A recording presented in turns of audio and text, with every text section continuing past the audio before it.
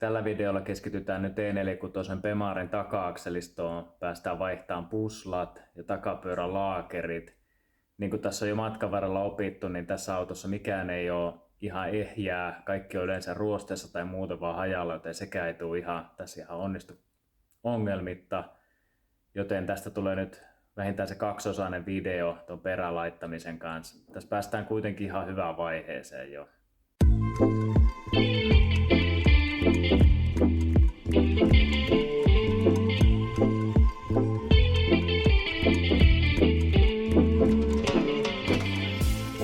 Sitten olisi aika purkaa tää perä.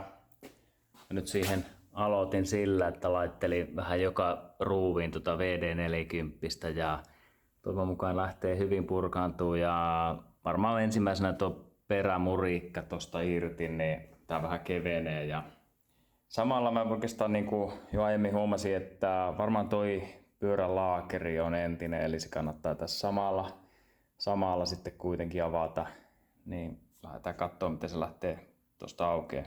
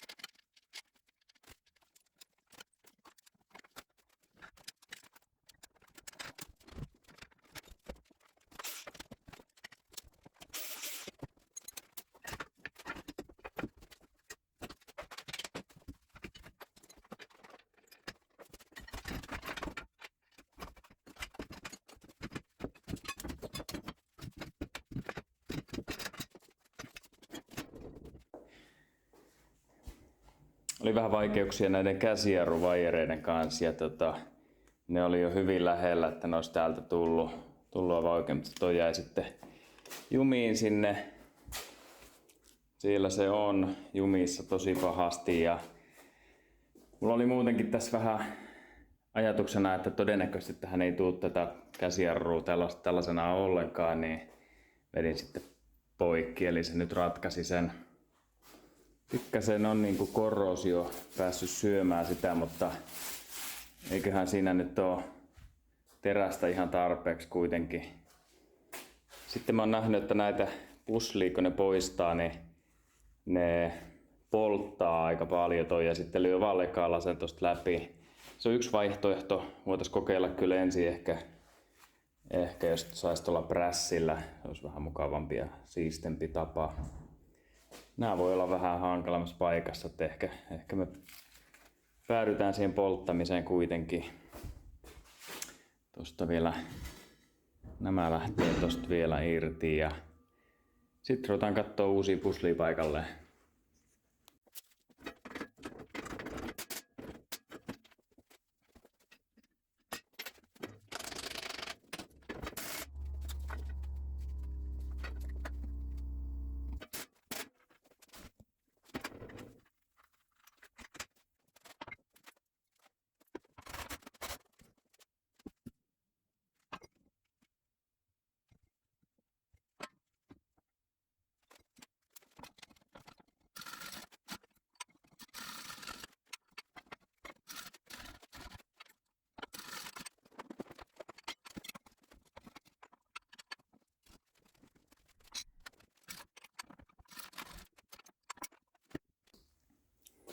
ei oikein tää prässihomma nyt lähde silleen sujumaan, että toi lähtee kyllä pois toi holkki tosta, mutta että sais tämän kumminkin lähtemään siitä mukaan, niin kai me mennään sillä sulattelumetodilla sitten.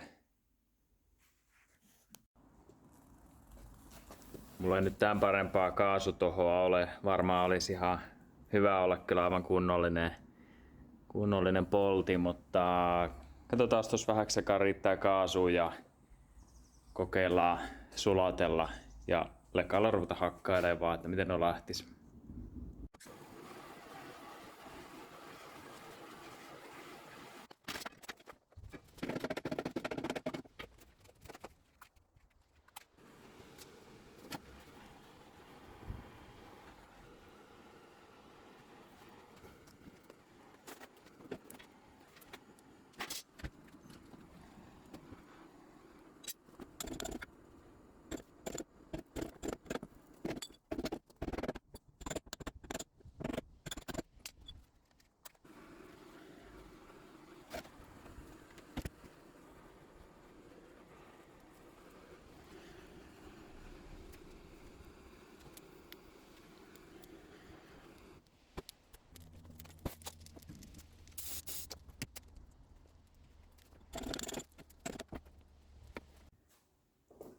Puslat lähti irti lukuun ottamatta tähän taisi jäädä tollanen joku holkki, mikä pitäisi siitä jotenkin saada kaivettua pois. Muut lähti ihan sillä polttamalla ja hakkaamalla. Onhan tää aika karmeessa kunnossa. Näyttää todella pahalta tää ruoste tässä. Joskus on vaan käynyt silleen, että kun tässä on kova maali ja jotain kovaa alustamassa päällä ja se pääsee sen ruoste muhimaan siellä alla, niin se näyttää todella pahalta se pinta. Mutta sitten joskus kun on puhistanut sen kappaleen ja mittailla on vähän ainevahvuuksia, niin se tilanne ei olekaan ihan niin paha, miltä se näyttää, mutta en tiedä. Pitää koittaa puhistaa se ja katsoa, voidaanko tätä vielä pelastaa. Muussa tapauksessa pyritään löytämään jostain sitten korvaava. Eli ei kai tässä muuta kuin rälläkän teräsharjalaikka kiinni ja sillä sitten vetämään. Nyt olisi makea, kun olisi tämän kokoinen hiekkapuhalluskaappi ja sinne kappaleen ja vaikka pulverimaalit päälle, niin olisi täydellinen. Tässä olisi sitten lopputulos. Ensin naputtelin vaan semmoisella terävällä vasaralla kaikki ne karstat, mitkä siitä lähti. Lähinnä tuntuu, että se on maalia ja jotain kovaa alustamassaa ja sellaista. En tiedä, huomattavasti uskottavamman näköinen näin. Alun perin mä ajattelin, että mä en tee tälle mitään, kun olen tehnyt ihan tarpeeksi noita entisöintiprojekteja ja tässä ei ole ideana kuitenkaan, että tätä kestäisi mitään 20 vuotta. Mutta onhan se huomattavasti mukavampi käsitellä, kun se on siistitty ja maalattu. Mutta joo, pinta syöpymiä on. Missään ei reikää, että olisi läpi mennyt mistään tai mitään siihen viittaavaa. Ja jos mä nyt jostain jonkun käytetyn tähän saan, tähän hätään, niin en ehkä usko, että ne sen parempi olisi. Mä uskon, että me mennään tällä. Jos oikein haluaisi hienostella, niin mä laittaisin, mulla on fosforihappoa. Sillä voisi tietenkin saada näitä ruosteita tästä nätimiin ja ehkä maalikki pysyy paremmin siinä, mutta en tiedä. Jos pyyhkisi ja vetäisi maalipintaa ja laittaisi uudet puslat sitten perään. Kaikki puslathan tuli muuten ulos, paitsi tämmönen metalliholkki tosta perämurikan takimaisesta kiinnityskohdasta ja sitä koittanut uittaa nyt tuossa VD40 ja ajatus on yrittää saada hakattua se tosta. Mä oon nähnyt sellaisenkin videon pätkän, että joku pitkittää leikkaa sen auki ja sitten kuorii sen sieltä sisäkautta ulos. Siinä on kyllä iso riski, että vetää sitten kunnon viillot tännekin ja nämä on aika ohkasta, niin en ehkä viittisi ekana lähteä sitä kokeilemaan.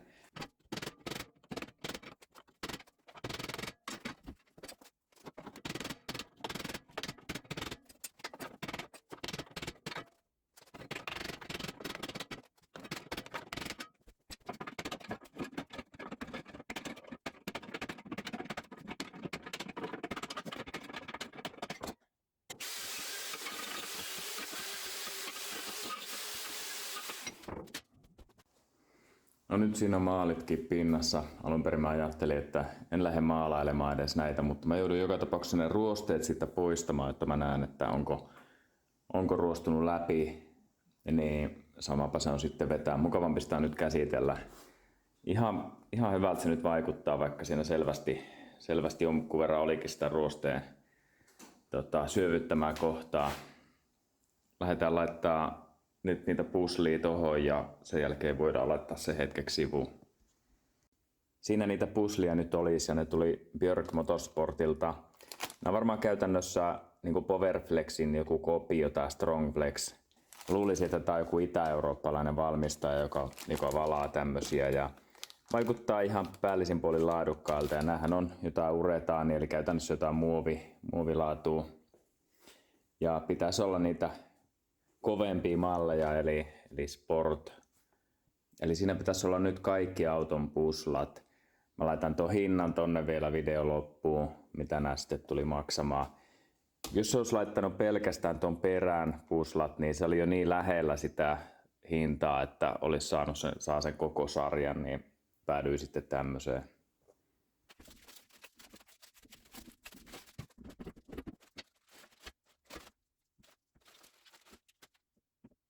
Puslissa on tämmöisiä väistöjä ja pieniä uria, mitkä pitää katsoa kohdalle, eli tuo tulee selvästi tuohon yläpuolelle. Täällä taas on tämä kohta, joka tulee alapuolelle. Täytyy tsekata tämän asennon mukaan. Eli eiköhän se tosta lähde vaan menee.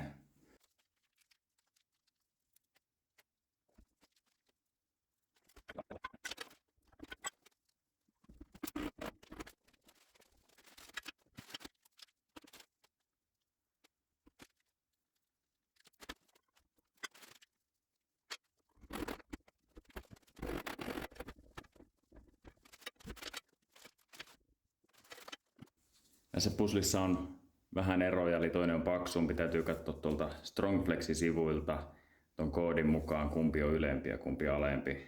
Niin menee kerralla oikein. Joo, ei se ihan helpolla selvinnytkään, että kumpi näistä itse asiassa on alempi ja kumpi ylempi osa. Strongflexin sivuilla sitä kuvissa sitä ei sanota kunnolla. Sen sijaan mä kattelin niitä Powerflexin asennusvideoita, niin se vaikuttaisi, että tämä, missä on tämä viiste, niin menee sinne alapuolelle. Powerflexillä tässä on pikkasen mun mielestä parempi ehkä se design, että tähän väliinkin tulee tällainen metalliprikka. Kun se asennetaan kuitenkin tänne aika terävää tämmöistä reunaa vasten, niin voisi kuvitella, että jos se siinä vähän hiertää, niin se saattaisi vaikka leikata tota reunaa, jolloin se metallirengas voisi olla aika hyvä juttu tuossa. Näissä ei nyt kuitenkaan tässä designissa sitä ole ja lähdetään nyt sillä, että tämä on siis tämä viisteellinen on sitten se alapuoli ja tämä toinen on yläpuoli.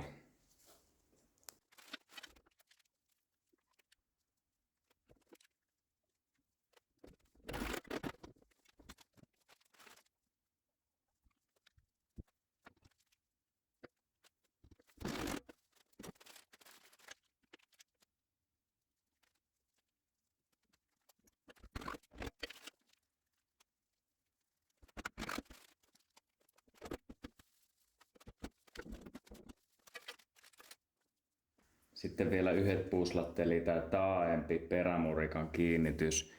Tässä sentään, vaikka ne on erilaisia nämä kappaleet, niin sanotaan, että differential side, eli sen täytyy tulla näin päin. Isot prikat perään. Toivottavasti menee ihan kohtuudella.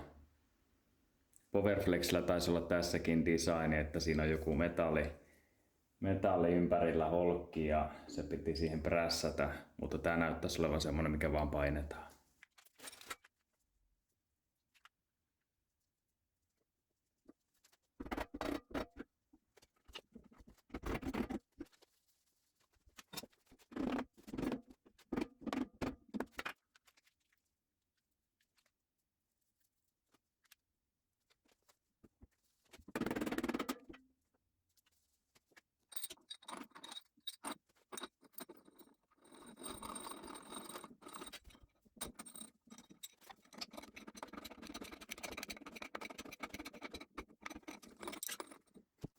Se olisi valmis setup nyt.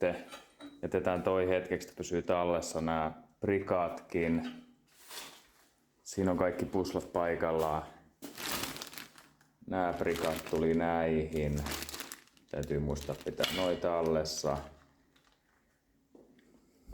Jätetään tää kelkka hetkeksi nyt sivuun ja keskitytään sen jälkeen johonkin näistä. Ainakin pyörälaakeri on varmaan viisain tässä samaan aikaan vaihtaa. Tuonne tulee pusli ja tuo pääty.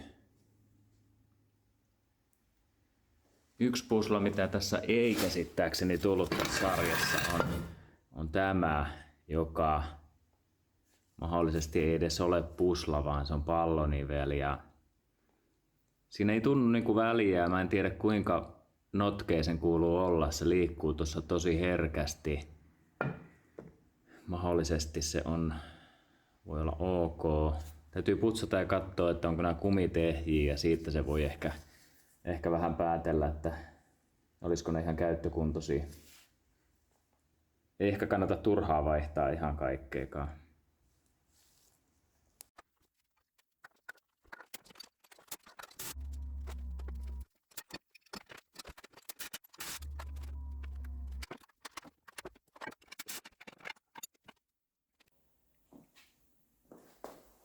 Se lähtee sitten purkaantuun. Tuosta pitää varmaan avata toi lukko systeemi, mikä on tämän mutterin päässä.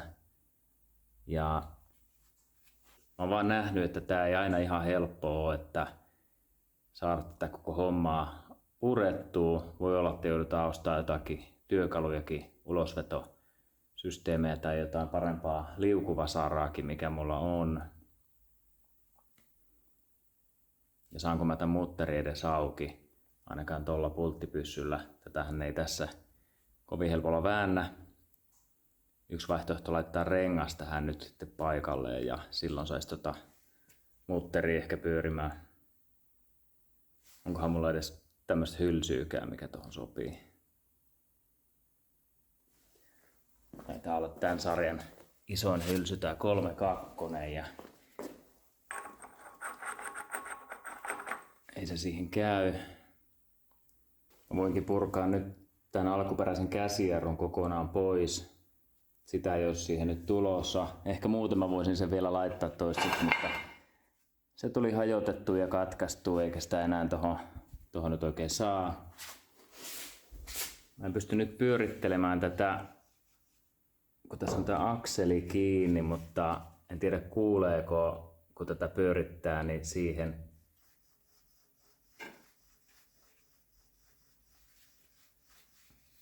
eli sieltä semmonen jonkinlainen pieni rahina kuuluu. Ja sitähän ei missään tapauksessa täytyisi olla täysin äänetön, joten se kertoo jo siitä jotakin. Kyllä toi pitää auki saada ja kannattaa se nyt vaihtaa. Sitten tähän toi sisempi pusla kai pitäisi tuossa sarjassa olla, mikä tuli sieltä Strongflexiltä. Joo, eli tämä pussi. Ja täälläkin on eri kokoisia näitä puslia, mutta eli eri paksuisia noi päät, mutta tää on aika selkeä juttu. Toi on pakko mennä noin päin ja tämä tänne näin päin. Eipä siinä. Täytyy katsoa, miten tämän saisi puristettua pois tämän vanhan.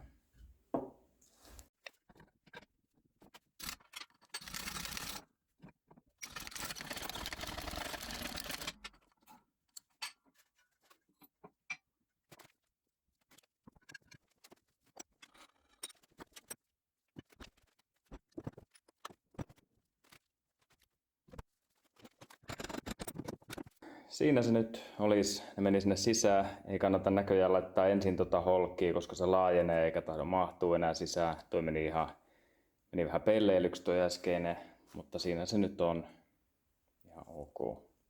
Piltemän reissulta löytyi sitten oikea hylsy viimein. Motonetista ei löytynyt.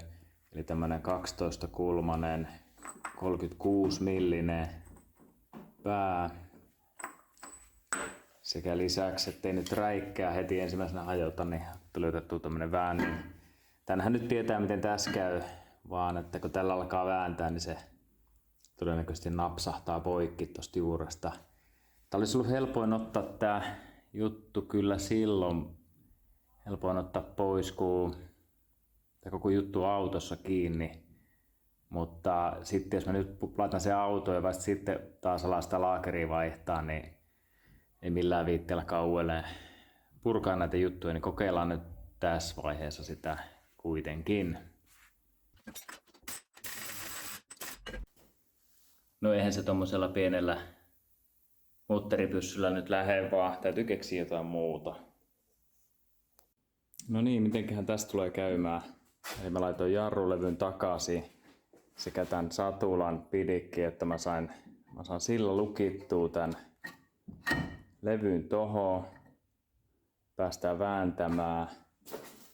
Tää on tässä ruipenkissä. Mä olisin ehkä mieluummin sen vaakatasoon ajatellut ehkä toi. No katsotaan miten se. Ja sitten tällä hylsypäähän. Mun arvaus on, että mä en sitä tällä varrella saa auki ja sitten kun mä laitan jatkovarren tuohon päähän, niin se katkee toi pää. Katsotaan.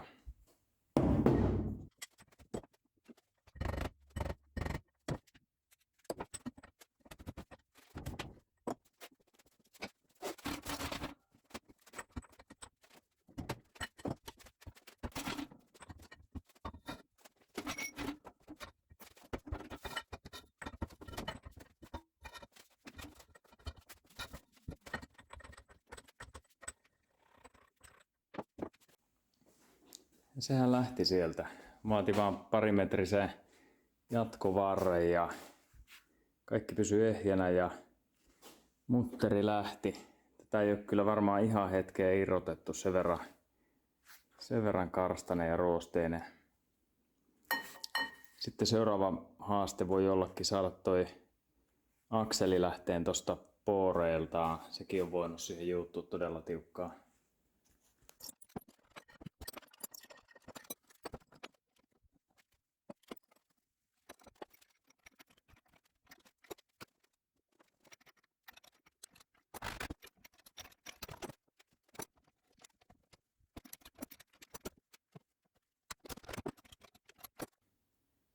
Tämä vaikuttaa nyt erittäin haasteelliselta, eli saada tämä vetoakseli pooreiltaan tuosta pois ja mä tällä ulosvetäjällä tällä on sitä nyt yrittänyt ja tässä muuten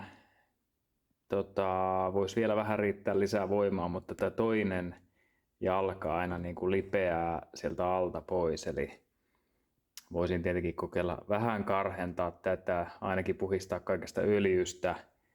Sama juttu ehkä tänne alle, tehdä vähän karhennusta, kokeilla semmoista. Mä oon katsellut netistä, että mitä tälle voidaan tehdä, niin yksi olisi semmoinen hyvä konsti, että saada kunnon paine tämmöisellä ulosvetäjällä siihen ja sen jälkeen alkaa sillä tasaisesti lekalla antamaan sille iskuja tuolta päästä. Ja tätä konstia voitaisiin yrittää ja katsotaan saadaanko pysymään se tuossa paikallaan.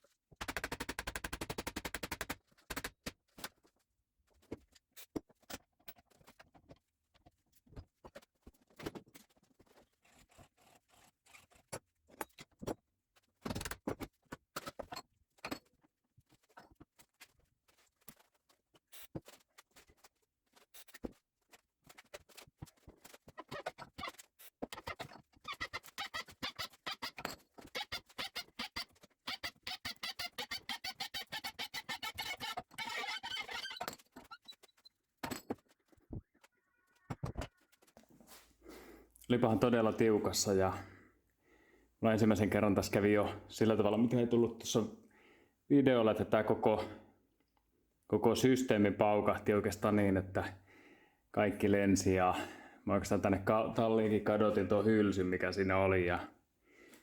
Mutta siinä se nyt on. Tosi vaikeaa olisi ollut saada tuohon prässiinkään kunnolla laitettu ja näyttää siis siltä, että hyvä konsti on se, että mulla yön oli uimassa VD40 tässä ja sitten tällä mä tein tähänkin vielä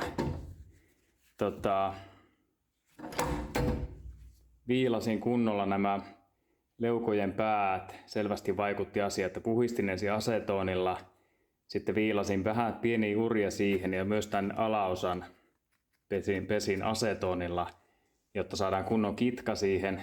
Silloin ei enää käynyt sitä, että se olisi niin helpolla tullut ulos tuon alta. Eli saatiin kunnon paine siihen ja sitten vaan sitä hakkaamista. Ei tarvitse edes mitään kovia kertaiskuja siihen saada, vaan määrätietoisesti vaan hakkaa sitä tuolla lekalla. Ja sillehän se lähti todella tiukasti kyllä kiinni. Nyt ainakin tässä vaiheessa pystyy tämän laakerin kunnon testaamaan ja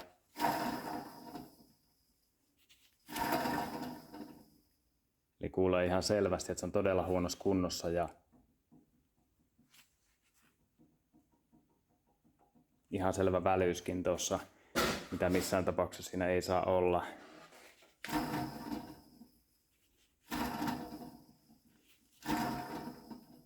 Pahaa ääntä kyllä pitää. Niin seuraava juttu tosiaan on saada tää napaa tästä irti ja ne näyttää sitä irrottelevan niin, että se tähän kai jotenkin saada kiinni tää liukuvasara. Mulla on tällainen systeemi, vähän samanlainen kuin mitä netissä löytyy, mutta multa puuttuu se semmonen pää, mikä voitaisiin kiinnittää suoraan tuohon.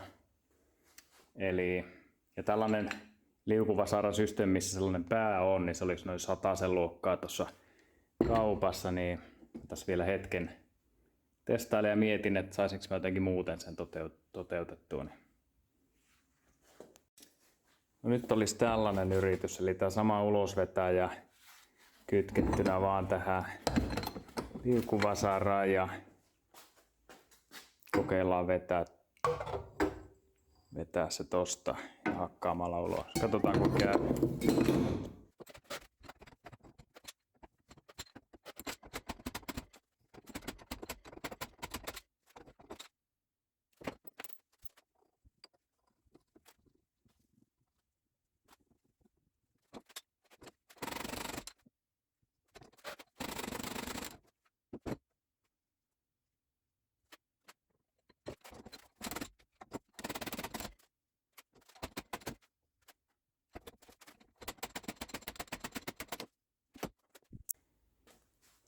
No niin, tää viritelmä ei nyt onnistunut.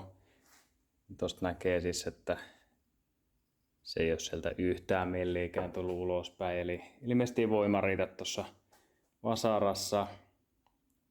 Yksi vaihtoehto nyt olisi, jos mä jotenkin saisin sen prässiin. Harmillisesti tämä jarrulevy on taas vaan edessä. Tai tää kilpi.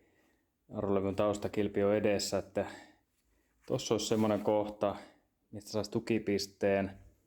Noista ruuvireistä saisi ehkä laitettua pultit sillä tavalla, että saisi semmoisen tukipisteen ja prässiin tää alaspäin ja sitten painettaisiin tuosta keskeltä laakerista prässillä, niin se tulisi varmaan sillä ulos.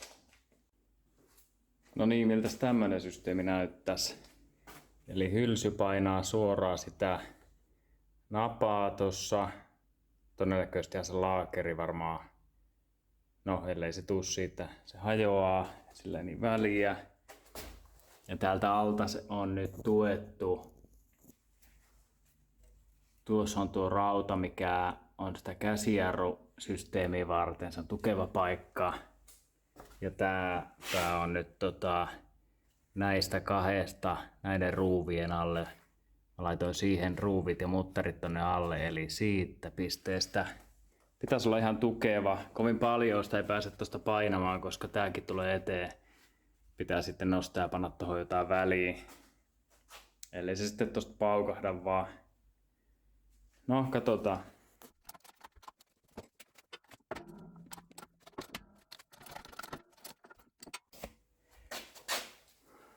Joo, eli että lähtihän se sieltä tulemaan ja ei tainnut mitään muuta ylimääräistä toistaiseksi mennä rikkikään, niin katsotaan miltä se nyt näyttää.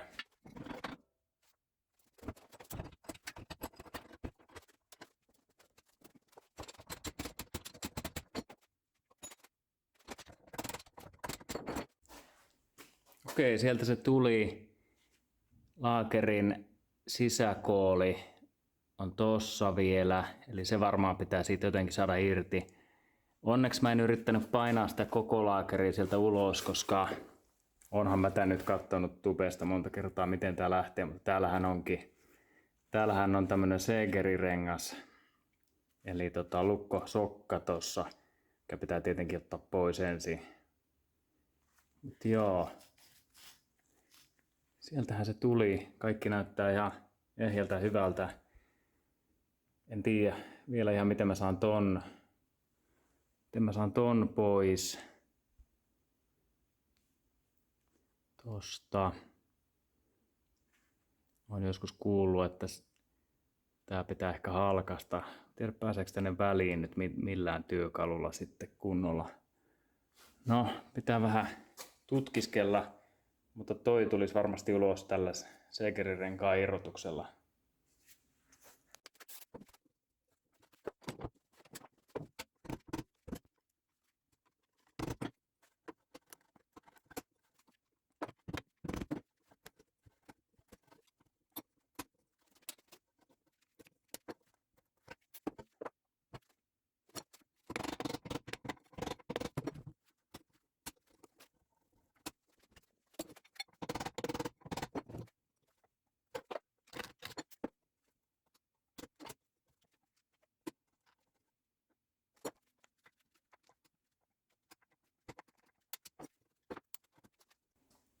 Joo, mikään asia ei lähde ihan niin helpolla kuin niissä YouTube-videoissa. Sitten se on niinku vapaa, eli varmaan voitaisiin kokeilla antaa sille vähän iskuja tätä kautta. Se tulisi pihalle tuosta tuo koko laakeri.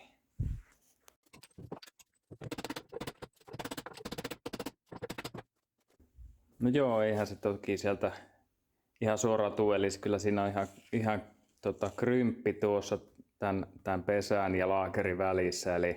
Mutta nythän meillä on paljon helpompi laittaa tää prässiin jo. Näkyy olevan jengillä semmosia työkaluja, millä ne sen kiristää ja tästä.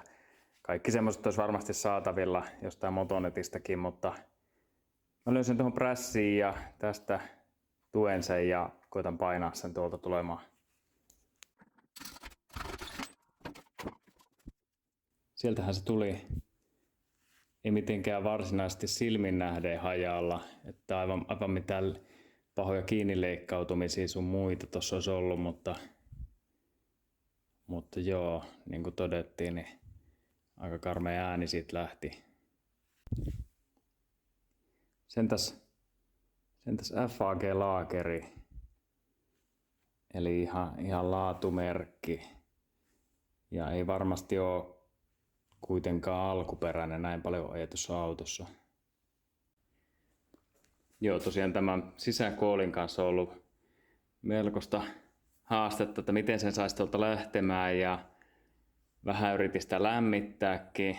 En tiedä, onko kukaan kokeillut koskaan digipillillä lämmittää tuolla tavalla. Mulla ei mitään kaasupillejä ole, niin se oli niin kuin ainoa tapa. Sitten mä löysin tommosen vanhan laakerikoolin jostakin ja hitsasin sen muutamasta kohtaa kiinni, niin vähitellen se rupesi sit siitä lähteä.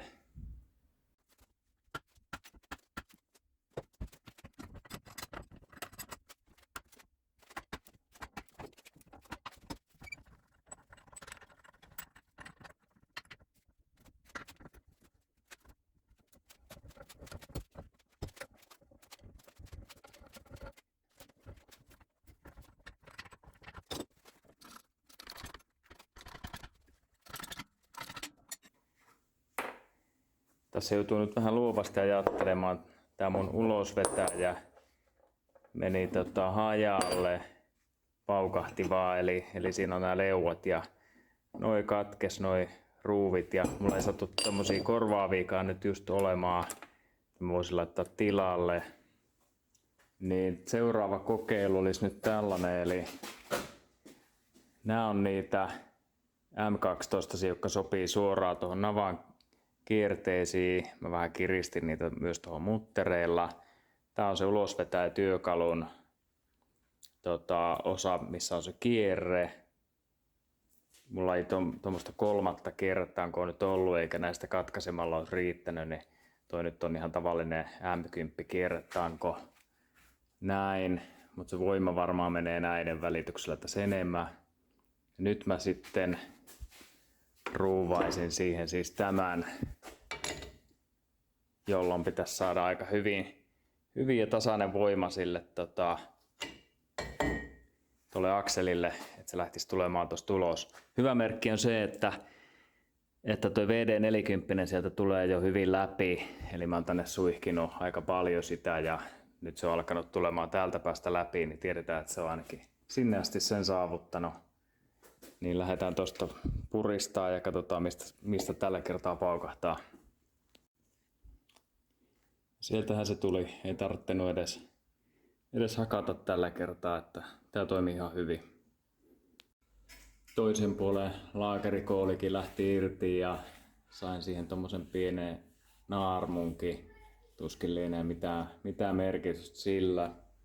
Se kyllä taisteli ihan viimeiseen asti ja mä tässä prässissä sitä tein ja niin kuin näkyy, niin ihan todella huolella sai kyllä painaa ja kaikki nää niin kuin jo taipu siinä ja mulla oli tällainen vanha jostain muusta projektista jäänyt jarrulevyykin, mitä mä ajattelin, että on aika hyvä tuohon prässiin laittaa, että tällä saa tehtyä niitä tuentoja, mutta niin vaan pärähti sekin aika helpolla tosta halki koko juttu, että no, mutta siis voisi sanoa, että ihan todella tiukka krymppi on tässä kohtaa ja ei tuu kovin helpolla ulos.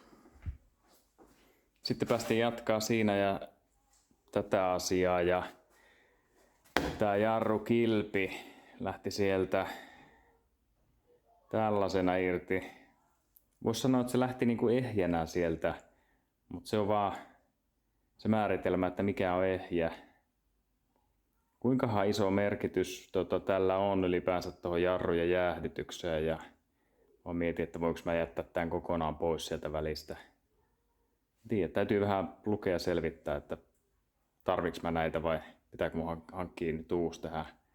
Tätä sinne tuskin kannattaa nyt laittaa enää. Sitten olisi tarkoitus jatkaa niitä puslajuttuja. Eli tää on niin kun tämän tukivarren se alemman tukivarren tai tangon pusla. Tämä luulisin, että se on siinä sarjassa mukana.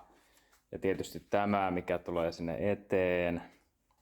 Ne nyt ei äkkiseltään mitenkään väliltä tunnu, vaikka tääkin on aika karmeen näköinen. Mutta sen sijaan tämä, mikä ei kuulunut tuohon puslasarjaan, jota mä toiselta puolelta testasin, että oli aika hyvän tuntunen, vaikka se liikkuu, mutta tää on niin kuin, jos tosta kuulee, tää on ihan selvästi väliä.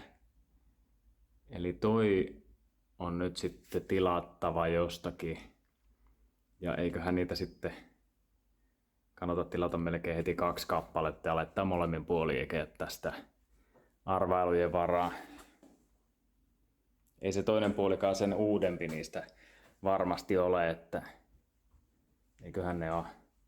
Tää liikkuu ja sen kuuluukin, se on ilmeisesti tämmönen pallonivel juttu tässä. Mutta väliä se on.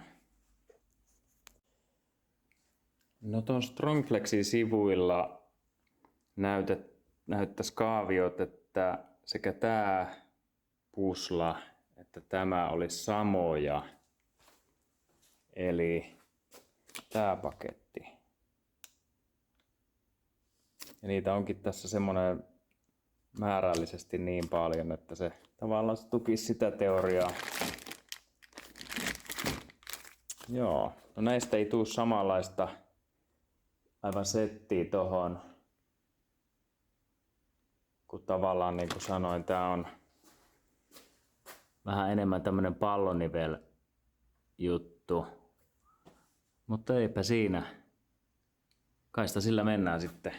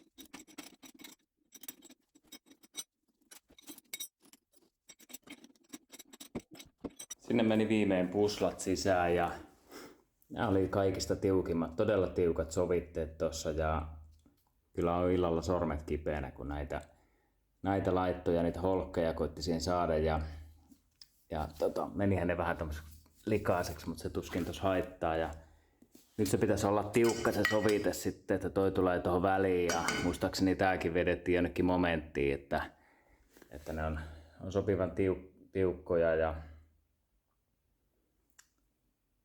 tälleen kai siitä päästään eteenpäin. Laakerit on jo tilauksessa. Ne saadaan varmaan ensi viikolla. Painetaan ne sisään ja päästään kasaamaan perään. Taka-akseliston osat on nyt siinä kokoamista vailla valmiit. Seuraavalla videolla laitetaan pyörälaakerit paikalle ja kootaan se perä. Sekä kurkataan myös mitä yllätyksiä perämurrikan sisältä löytyy. Ja niitähän löytyy. Kannattaa tilata kanavaa ja seurata myös jatkossa.